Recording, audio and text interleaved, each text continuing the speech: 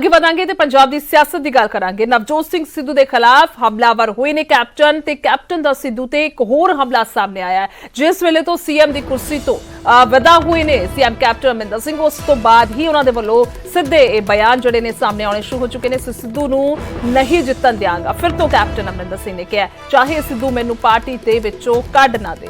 ਸੋ ਕੁੱਲ ਮਿਲਾ ਕੇ ਇਹ ਵੱਡੇ ਸਵਾਲ ਜਿਹੜੇ ਨੇ ਖੜੇ ਹੋ ਰਹੇ ਨੇ ਕਿ ਇਸ ਵੇਲੇ ਜੋ ਬਾਗੀ ਸੁਰ ਅਖਤਿਆਰ ਕੀਤੇ ਹੋਏ ਨੇ ਕੈਪਟਨ ਅਮਰਿੰਦਰ ਸਿੰਘ ਨੇ ਤੇ ਕਿੱਧਰ ਨੂੰ ਇਹ ਜਾਂਦੇ ਹੋਏ ਨਜ਼ਰ ਆਉਣਗੇ। ਹਾਲਾਂਕਿ ਹਾਲ ਹੀ ਦੀ ਗੱਲ ਕੀਤੀ ਜਾਏ ਤਾਂ ਮੌਜੂਦਾ ਸਥਿਤੀ ਨਜ਼ਰ ਆ ਰਹੀ ਹੈ ਕਿ ਕੈਪਟਨ ਅਮਰਿੰਦਰ ਸਿੰਘ ਹੁਣ ਖੁੱਲ ਕੇ ਬਾਗੀ ਹੁੰਦੇ ਹੋਏ ਨਜ਼ਰ ਆ ਰਹੇ ਨੇ। ਕਹਿ ਲਈਏ ਕਿ ਖੁੱਲ ਕੇ ਨਵਜੋਤ ਸਿੰਘ ਸਿੱਧੂ ਦੇ ਖਿਲਾਫ ਮੋਰਚਾ ਖੋਲਦੇ ਹੋਏ ਨਜ਼ਰ ਆ ਰਹੇ ਨੇ, ਕਿਉਂਕਿ ਉਹਨਾਂ ਨੇ ਸਾਫ਼ ਕਹਿ ਦਿੱਤਾ ਕਿ ਸਿੱਧੂ ਨੂੰ ਮੈਂ ਜਿੱਤਣ ਨਹੀਂ ਦਿਆਂਗਾ, ਚਾਹੇ ਸਿੱਧੂ ਮੈਨੂੰ ਪਾਰਟੀ ਦੇ ਵਿੱਚੋਂ ਕੱਢ ਦੇਣ। ਸੋ ਦੱਸ ਦਈਏ ਕਿ ਇਸ ਵੇਲੇ ਨਵਜੋਤ ਸਿੰਘ ਸਿੱਧੂ ਪੰਜਾਬ ਕਾਂਗਰਸ ਦੇ ਪ੍ਰਧਾਨ ਨੇ ਔਰ ਇਸ ਤੋਂ ਇਲਾਵਾ ਜੇਕਰ ਕੈਪਟਨ ਅਮਰਿੰਦਰ ਸਿੰਘ ਹੋਰਾਂ ਦੀ ਗੱਲ ਕਰਦੇ ਹਾਂ ਤਾਂ ਉਹਨਾਂ ਨੂੰ ਸੀਐਮ ਕੁਰਸੀ ਤੋਂ ਜਿਹੜਾ ਅਸਤੀਫਾ ਦਿੱਤਾ ਜਾ ਚੁੱਕਾ ਹੈ। ਸੋ ਜਿਸ ਤੋਂ ਬਾਅਦ ਉਹ ਇਸ ਵੇਲੇ ਪਾਰਟੀ ਦੇ ਵਿੱਚ ਮੌਜੂਦ ਨੇ, ਪਰ ਜੋ ਬਿਆਨ ਸਾਹਮਣੇ ਆ ਰਹੇ ਨੇ ਇਸ ਦੇ ਵਿੱਚੋਂ ਸਾਫ਼ ਤੌਰ ਤੇ ਝਲਕ ਜਿਹੜੀ ਉਹਨਾਂ ਦੀ ਗੁੱਸੇ ਦੀ, ਉਹਨਾਂ ਦੀ ਨਾਰਾਜ਼ਗੀ ਦੀ ਸਾਹਮਣੇ ਆ ਰਹੀ ਹੈ ਜਾਂ ਖਿਲਾਫਤ ਦੀ ਸਾਹਮਣੇ ਆ ਰਹੀ ਹੈ। ਸੋ ਸਾਫ਼ ਤੌਰ ਤੇ ਹੁਣੇ ਇੱਕ ਵੱਡਾ ਬਿਆਨ ਜਿਹੜਾ ਹੋਰ ਸਾਹਮਣੇ ਆਇਆ ਹੈ, ਹਮਲਾ ਸਾਹਮਣੇ ਆਇਆ ਕਹਿ ਸਕਦੇ ਹਾਂ ਨਵਜੋਤ ਸਿੰਘ ਸਿੱਧੂ ਤੇ। ਉਹਨਾਂ ਨੇ ਕਿਹਾ ਕਿ ਬੇਸ਼ੱਕ ਮੈਨੂੰ ਪਾਰਟੀ ਚੋਂ ਕੱਢ ਦੇਣ ਪਰ ਮੈਂ ਸਿੱਧੂ ਨੂੰ ਜਿੱਤਣ ਨਹੀਂ ਦਿਆਂਗਾ,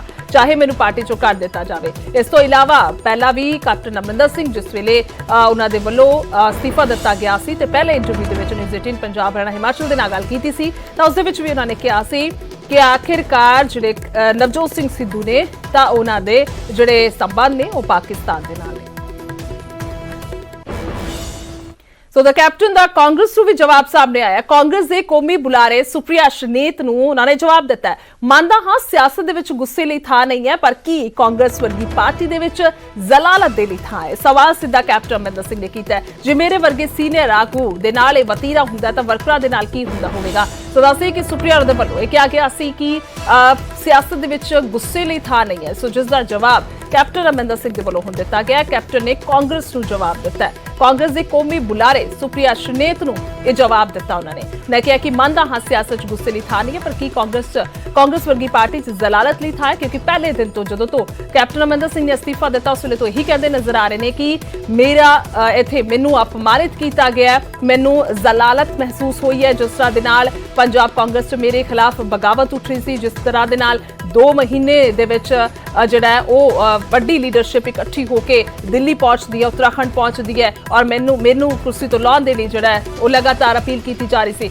ਸੋ ਇਸ ਲਈ ਮੈਨੂੰ ਜ਼ਲਾਲਤ ਮਹਿਸੂਸ ਹੋਈ ਹੈ। ਪਹਿਲਾਂ ਵੀ ਬਿਆਨ ਦਿੱਤਾ ਸੀ ਤੇ ਹੁਣ ਫਿਰ ਤੋਂ ਇਹ ਸਵਾਲ ਪੁੱਛਿਆ ਗਿਆ, ਕਾਂਗਰਸ ਨੂੰ ਪੁੱਛਿਆ ਗਿਆ ਔਰ ਸੁਪ੍ਰਿਆ ਨੂੰ ਪੁੱਛਦੇ ਹੋਏ ਕੈਪਟਨ ਅਮਰਿੰਦਰ ਸਿੰਘ ਨਜ਼ਰ ਆਏ ਨੇ। ਔਰ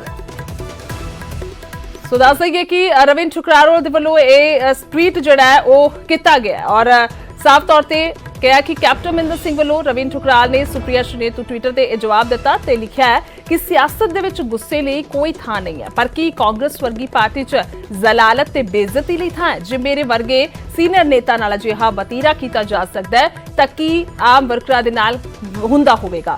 ਔਰ ਸਿੱਧੇ ਸਵਾਲਾਂ ਦੇ ਵਿੱਚ ਉਹਨਾਂ ਨੇ ਆਪਣਾ ਦੁੱਖ ਬਿਆਨ ਕਰ ਦਿੱਤਾ ਹੈ। ਇਸ ਵੇਲੇ ਆਪਣਾ ਦਰਦ ਵੀ ਬਿਆਨ ਕੀਤਾ ਹੈ ਔਰ ਆਪਣੀ ਨਾਰਾਜ਼ਗੀ ਵੀ ਬਿਆਨ ਕੀਤੀ ਹੈ ਔਰ ਸਵਾਲ ਵੀ ਕਰ ਦਿੱਤਾ ਹੈ ਸੁਪ੍ਰਿਆ ਨੂੰ। ਸੋ ਇਹ ਟਵੀਟ ਜਿਹੜਾ ਉਹ ਕੀਤਾ ਗਿਆ ਔਰ ਸਾਫ਼ ਤੌਰ ਤੇ ਇਸ ਦੇ ਵਿੱਚ ਕਈ ਸਵਾਲ ਜਿਹੜੇ ਨੇ ਖੜੇ ਹੋ ਰਹੇ ਨੇ ਤੇ ਇਸ ਵੇਲੇ ਜੋ ਪ੍ਰਸਥਿਤੀਆਂ ਨੇ ਖਾਸ ਤੌਰ ਤੇ ਕੈਪਟਨ ਅਮਰਿੰਦਰ ਸਿੰਘ ਦੇ ਕਾਂਗਰਸ ਦੇ ਵਿੱਚ ਇਸ ਵੇਲੇ ਸਥਿਤੀ ਨੂੰ ਲੈ ਕੇ ਉਹ ਸਾਫ਼ ਤੌਰ ਤੇ ਇਸ ਟਵੀਟ 'ਚ ਬਿਆਨ ਹੋ ਰਹੀਆਂ ਨੇ।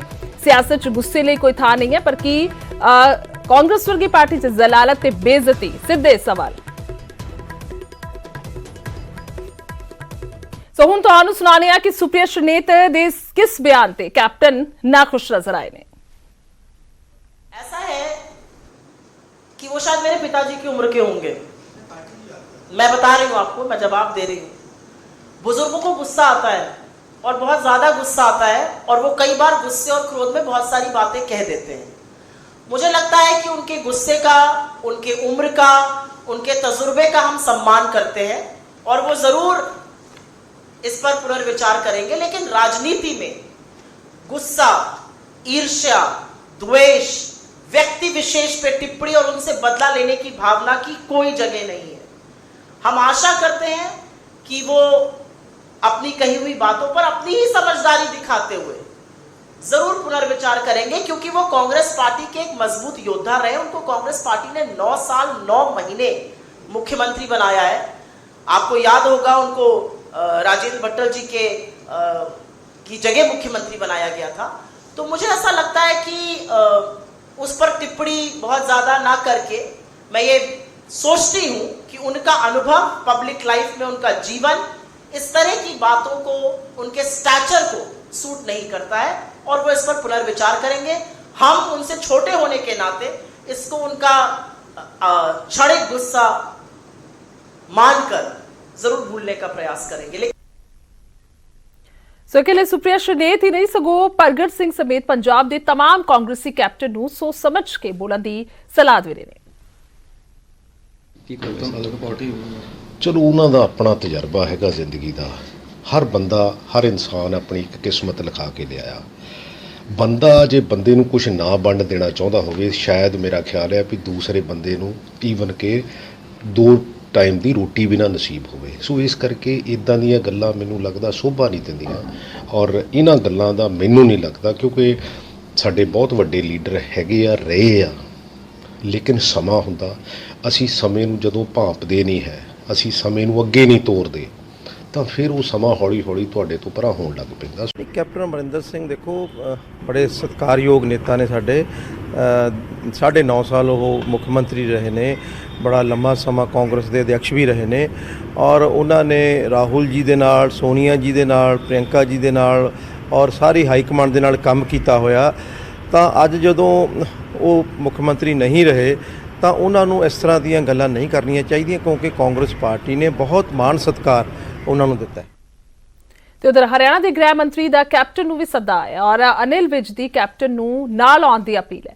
ਕੈਪਟਨ ਦੇ ਬਾਗੀ ਤੀਵਰਾ ਤੋਂ ਬਾਅਦ ਨਾਲ ਲਿਆਉਣ ਦੀ ਕਵਾਇਦ ਕੀਤੀ ਔਰ ਪੰਜਾਬ 'ਚ ਕਾਂਗਰਸ ਰਚ ਰਹੀ ਹੈ ਦੇਸ਼ ਵਿਰੋਧੀ ਸਾਜ਼ਿਸ਼, ਵੀ ਅਨਿਲ ਵਿਜ ਕਹਿੰਦੇ ਹੋਏ ਨਜ਼ਰ ਆਏ ਨੇ। ਰਾਸ਼ਟਰਵਾਦੀ ਵਿਚਾਰਧਾਰਾ ਦੇ ਲੋਕ ਇਕੱਠੇ ਹੋਣ ਵਿਜ ਨੇ ਕਿਹਾ ਔਰ ਵਿਜ ਨੇ ਸਿੱਧੂ ਅਤੇ ਕਾਂਗਰਸ ਹਾਈ ਕਮਾਨ ਤੇ ਨਿਸ਼ਾਨਾ ਵੀ ਸਾਧਿਆ।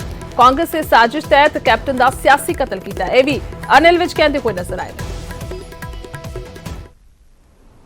पंजाब की तमाम राष्ट्रवादी शक्तियों को, राष्ट्रवादी विचारधारा के लोगों को इकट्ठे आना चाहिए, हाथ मिलाना चाहिए। कांग्रेस की इस घृणित साजिश को फेल करने के लिए, नाकामयाब करने के लिए कि पूरी तरह से कांग्रेस के ये जो गेम प्लान है इसको फेल करने के लिए ना केवल अमरिंदर सिंह को, सभी ताकतों को इकट्ठा होकर इनको धाराशायी करना चाहिए। कि जो खेल खेला जा रहा है, जो राष्ट्र विरोधी षड्यंत्र रचा जा रहा है, वह कांग्रेस के उच्च नेतृत्व के द्वारा ही रचा जा रहा है। इसीलिए ਸੋ ਅਗਰ ਗੱਲ ਕਰੀਏ ਤਾਂ ਨਵਜੋਤ ਸਿੱਧੂ ਦੇ ਮੀਡੀਆ ਸਲਾਹਕਾਰ ਸੁਰਿੰਦਰ ਡੱਲਾ ਨੇ ਟਵੀਟ ਦੇ ਜ਼ਰੀਏ ਕੈਪਟਨ ਤੇ ਨਿਸ਼ਾਨਾ ਸਾਧਿਆ, ਕਿਹਾ ਕਿ ਕਿਹੋ ਜਿਹਾ ਰਾਸ਼ਟਰਵਾਦ ਹੈ ਤੁਹਾਡਾ। ਦੇਸ਼ ਭਗਤ ਪਰਿਵਾਰ ਦੇ ਬੇਟੇ ਨੂੰ ਤੁਸੀਂ ਪਾਕਿਸਤਾਨ ਦੇ ਨਾਲ ਜੋੜ ਰਹੇ ਹੋ, ਜਦਕਿ ਤੁਹਾਡੇ ਪਾਕਿਸਤਾਨੀ ਦੋਸਤ ਸਾਡੇ ਸਰਕਾਰੀ ਆਵਾਸਾਂ 'ਚ ਸ਼ਾਨੋ ਸ਼ੌਕਤ ਦੇ ਨਾਲ ਰਹੇ। ਇਹ ਨਾ ਹੋਵੇ ਲੋਕ ਤੁਹਾਡੀ ਰਾਸ਼ਟਰ ਭਗਤੀ ਤੇ ਸਵਾਲ ਚੁੱਕਦੇ ਨੇ। ਯਾਦ ਰੱਖੋ ਅਸੀਂ ਵੀ ਫੌਜੀ ਤੇ ਆਜ਼ਾਦੀ ਗੁਲਾਟੀਆਂ ਦੇ ਪਰਿਵਾਰਾਂ ਦੇ ਵਿੱਚੋਂ ਹਾਂ। ਭਾਰਤ ਮਾਤਾ ਦੀ ਜੈ ਹੋਵੇ। ਸੋ ਸੁਰਿੰਦਰ ਡੱਲਾ ਮੀਡੀਆ ਸਲਾਹਕਾਰ ਨੇ ਨਵਜੋਤ ਸਿੱਧੂ ਦੇ ਜੋ ਇਹ ਟਵੀਟ ਕਰਦੇ ਹੋਏ ਨਜ਼ਰ ਆਏ ਨੇ।